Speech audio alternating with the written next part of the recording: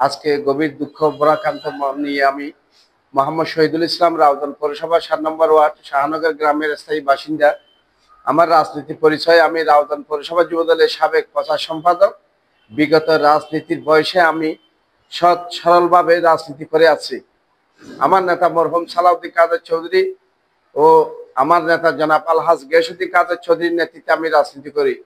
বিগত 17টি বছর স্বৈরাচারী শেখ হাসিনার আমলে আমি আমার পরিবার আমার উপর নির্মম নির্যাতন চালিয়েছিল বিগত ফ্যাসিস্ট সরকারের এমপি ফজলে করিম চৌধুরী জুন্নাত বাহিনী, যার সাক্ষী স্বরূপ রাউজান উপজেলা এবং রাউজান পৌরসভার সর্বস্তরের জনসাধারণের জানা। পরবর্তীতে 5ই আগস্ট ছাত্র জনতার গণ অভ্যুত্থানের পর আমি বাংলাদেশে এসেছি। আমার নেতা আলহাজ গিয়াসউদ্দিন কাদের চৌধুরীর নির্দেশের মোতাবেক আমি রাউজানের প্রশাসনিক সর্বমহলের সহযোগিতার জন্য সাহায্যের হাত বাড়িয়ে দিয়েছিলাম। রাউজানের লুণ্ঠিত মালামাল আমি ও রাউজান উপজেলা নির্বাহী অফিসার এবং সহকারী কমিশনার ভূমি মহোদয়ের সাথে একযোগে করে উল্লেখিত রাউজানের লুণ্ঠিত টিএসপির মালামাল, সার, তেল, চাউল, ডাল সহ রাউজান থানার জব্দকৃত অস্ত্রশস্ত্র, গাড়ি, মোটরসাইকেল, সিএনজি, রাউজান থানার অস্ত্রশস্ত্র সহ সেনাবাহিনীর কাছে হস্তান্তর করি। রাউজান থানার ভাঙচুর সহ সরঞ্জাম লুটপাট হওয়ার আমার ব্যক্তিগত অর্থায়নে যতটুকু সম্ভব লাইট, ফ্যান, পানির নল, আসবাবপত্র এবং রাউজান থানার মেইন গেট সহ আমি লাগিয়ে দিয়ে রাউজান থানাকে সহযোগিতা করেছিলাম। আবার পুনরায় ডালিয়ে সাজানোর জন্য যথাসম্ভব চেষ্টা সহযোগিতা করি। বিগত 58/3/2025 ইংরেজি তারিখে রাউজান পৌরসভার 7 নম্বর শাহনগর রাজ মোহাম্মদ চৌধুরী বাড়ি অর্থাৎ আমার নিজ বসতঘর সংলগ্ন বাড়িতে হঠাৎ আগুন লাগে। 10টি ঘর আগুনে পুড়ে ছাই হয়ে যায়।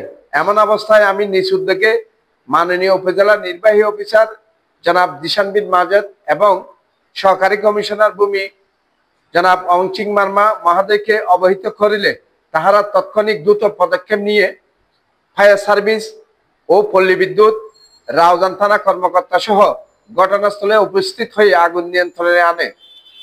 কিন্তু আগুনের নীলাশিখা 10টি পরিবারের সম্পূর্ণ ঘর পুড়ে ছাই হয়ে যায়, বর্তমানে নিঃস্ব হয়ে যায়।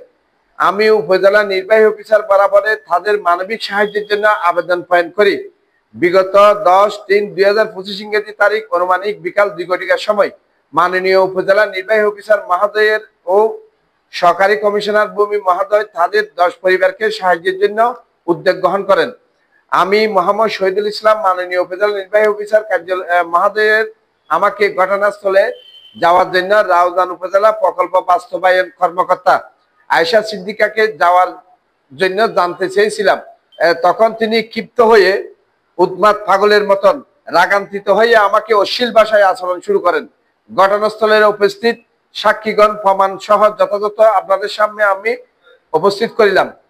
ঘটনাস্থলে উপস্থিত ছিল পূর্ব গুজরার মোহাম্মদ নুর ইসলাম বাবুল, পূর্ব গুজরা মোহাম্মদ সৈয়দ কামাল হোসেন হলদিয়া, মোহাম্মদ জামাল উদ্দিন বেরুলিয়া, মোহাম্মদ নাসির উদ্দিন 7 নম্বর ওয়ার্ড রাউজান পৌরসভা, মোহাম্মদ বাবু 7 নম্বর ওয়ার্ড জান মোহাম্মদ চৌধুরী বাড়ি উপস্থিত ছিল।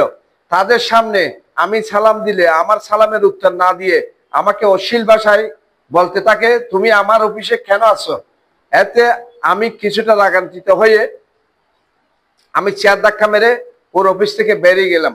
পরবর্তীতে তিনি নাটক সাজিয়ে কান্না করে আমাকে মিথ্যা মামলা দিয়ে আমাকে আদালতে সুপর্দ করেন।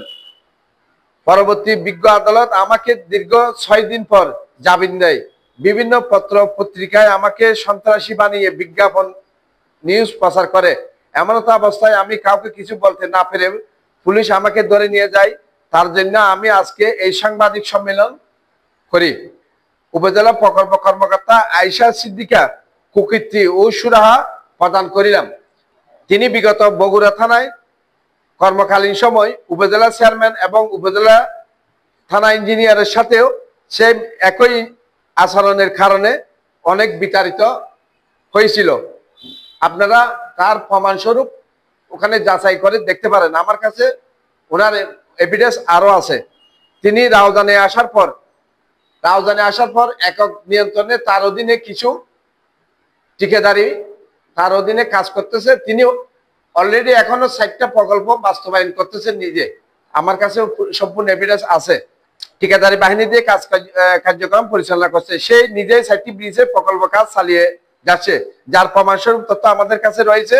আমি অনত বিলম্বে এই পেসিস আওয়ামী সরকারের দূষণ আয়েশা সিদ্দিকা বদলি ও আমার মিথ্যা মামলা প্রত্যাহারের জন্য ঊর্ধ্বতন কর্তৃপক্ষের কাছে জোর দাবি জানাচ্ছি। অন্যথায় আমরা রাউজান পৌরসভার সর্বস্তরের জনসাধারণকে নিয়ে আমি এই আয়েশা সিদ্দিকার বিরুদ্ধে দুর্বার আন্দোলন করে তুলব।